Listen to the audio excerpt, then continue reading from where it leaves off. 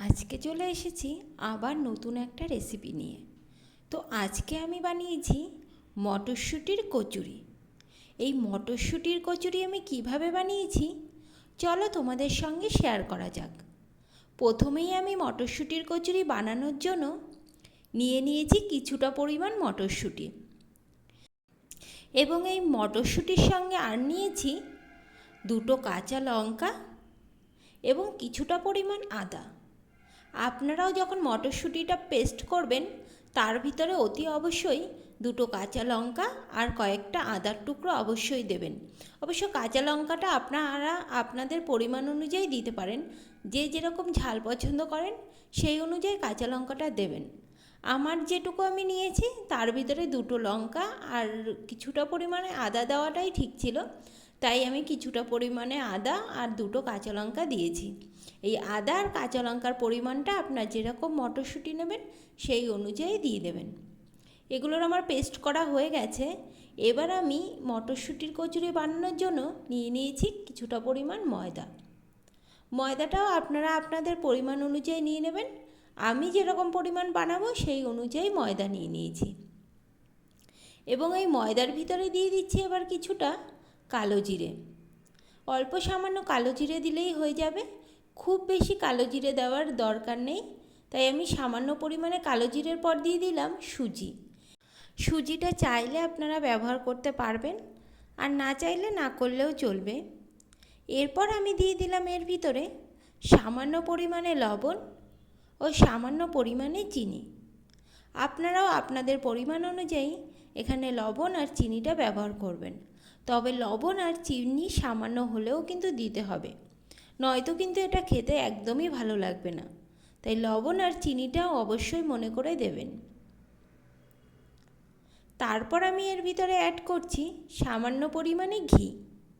এটা ঘি দিলে এটা খেতে যে স্বাদটা হবে সেটা আরও অনেকটাই বেশি ভালো লাগবে। তাই কিছুটা ঘি আর কিছুটা সাদা তেল আমি এর ভিতরে দিয়ে দিলাম। চাইলে আপনারা শুধু ঘিও দিতে পারেন, সাদা তেলটা না দিলেও হয়, সেটা আপনাদের ইচ্ছে। ঘি আর সাদা তেল দুটো দিলেই হয়তো অনেকটাই ভালো হবে। এবার আমি এগুলোকে ভালো করে একসঙ্গে মেখে নিচ্ছি।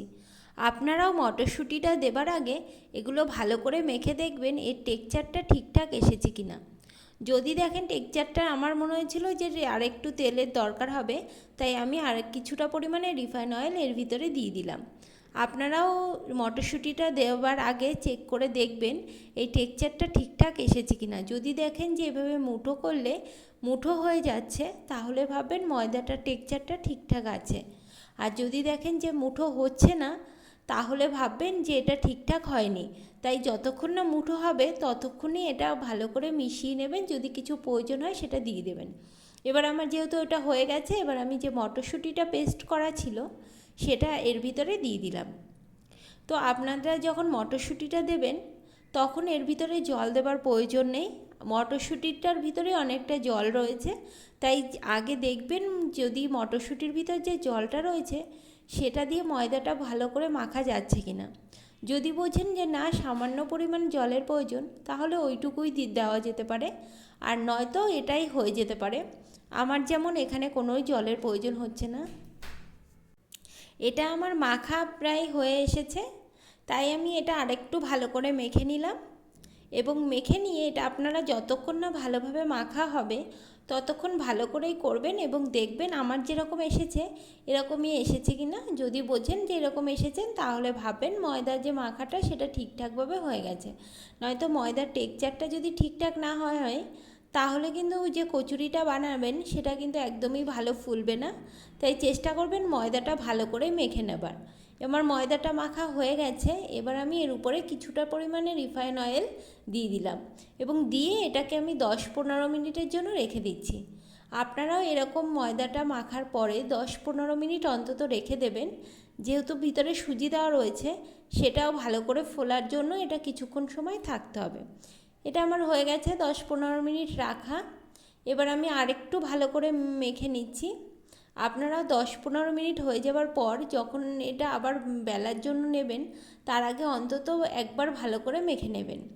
আমার মাখা হয়ে গেছে, এবার আমি ছোট ছোট করে লেচি করে এটাকে বেলে নিচ্ছি। আপনারাও এরকম করে ছোট ছোট লেচি করেও বেলতে পারেন, বা কচুরিগুলো বেলার সময় অবশ্যই কিছুটা রিফাইন অয়েল আর কিছুটা পরিমাণে ময়দা উপর থেকে ছিটিয়ে দিয়ে তারপর আপনারা এটা ভালোভাবে বেলে নেবেন।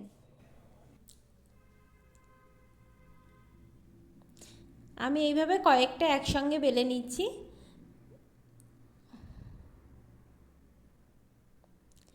এবার আমার মোটামুটি কয়েকটা বেলা হয়ে গেল। এবার আমি একটা কড়াইতে কিছুটা পরিমাণে রিফাইন অয়েল নিয়েছি এবং একটু ওয়েট করবেন যাতে তেলটা ভালো মতো গরম হয়ে যায়। তেলটা যখনই দেখবেন গরম হয়ে গেছে তখন একে একে এর ভিতরে দিয়ে দেবেন। তো আমি প্রথমে একটা দিয়েছি, আর তেলটা অবশ্যই এরকম চামচ দিয়ে উপরের দিকে দেবেন, তাহলে এটা দেখবেন ভালো ফুলবে। কচুরিটা ভালো ফুলবে কি না সেটা নির্ভর করে একমাত্র ময়মের উপরে। তা ময়মটা যদি আপনারা ঠিকঠাকভাবে না করতে পারেন তাহলে কিন্তু সেই কচুরি কখনোই ফুলবে না। তাই চেষ্টা করবেন ময়মটা করার সময় খুবই ভালোভাবে সেটাকে করতে। আর আর অবশ্যই কচুরি তেলের ভিতর দেওয়ার আগে অবশ্যই লক্ষ্য রাখবেন যে তেলটা ভালোভাবে গরম হয়েছে কিনা। তেলটা যদি ভালোভাবে গরম না হয় তাহলে কিন্তু কচুরি ফুলবে না। তাই কচুরি দেওয়ার আগে ভালো করে লক্ষ্য করবেন যাতে তেলটা ভালো করে গরম হয়ে যায়।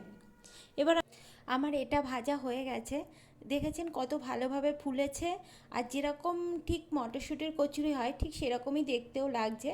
তা আপনারাও এইভাবে করে যদি করেন তাহলে ঠিক এরকমই হবে, আর সেটা খেতেও অনেকটা বেশি ভালো হয়।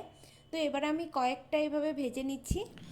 আপনারা কিন্তু অবশ্যই কচুরিটা ছাড়ার পরে এইভাবে তেলটা উপরে ছিটিয়ে দেবেন, নয়তো কিন্তু সেই কচুরি ভালো ফুলবে না। তাই চেষ্টা করবেন চামচ দিয়ে এইভাবে করে তেলটা কচুরির গায়ে লাগিয়ে দেবার, তাহলে দেখবেন এটা কত ভালোভাবে ফুলবে।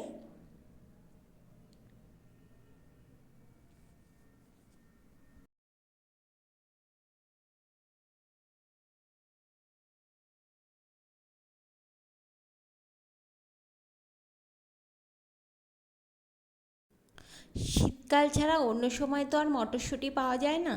তাই চেষ্টা করবেন প্রত্যেকেই জানি শীতকালে অন্তত একবার হলেও এই মটরশুঁটির কচুরিটা বাড়িতে বানানি। মটরশুঁটির কচুরি চাইলে অন্যভাবেও বানানো যায়। প্রথমে মটরশুঁটির পুর করে তারপরে এই কচুরি যখন আমরা লেচি কাটি তার ভিতরে সেই পুর ভরে তারপরে বানানো যায়, কিন্তু সেটা করতে গেলে অনেকটাই আমার মনে হয় ঝামেলা। তাই যাতে ঝামেলা না হয় আর সহজেই যেন বাড়িতে বানানো যায় সেই কারণেই কোনো ঝামেলা ছাড়াই আমি এইভাবে কচুরিটা বানিয়েছি। তাই আপনাদেরও বলছি যদি ঝামেলা ছাড়া বানাতে চান তাহলে অবশ্যই একবার বাড়িতে ট্রাই করে দেখতে পারেন মটরশুঁটির কচুরি বানানো। তো মটরশুঁটির কচুরি আমার বানানোটা আপনাদের কেমন লেগেছে অবশ্যই কিন্তু কমেন্ট করে জানাবেন, আর অবশ্যই একবার বাড়িতেও ট্রাই করে দেখবেন। আর বানানোর পর কেমন হলো অবশ্যই কিন্তু কমেন্ট করে জানাতে ভুলবেন না।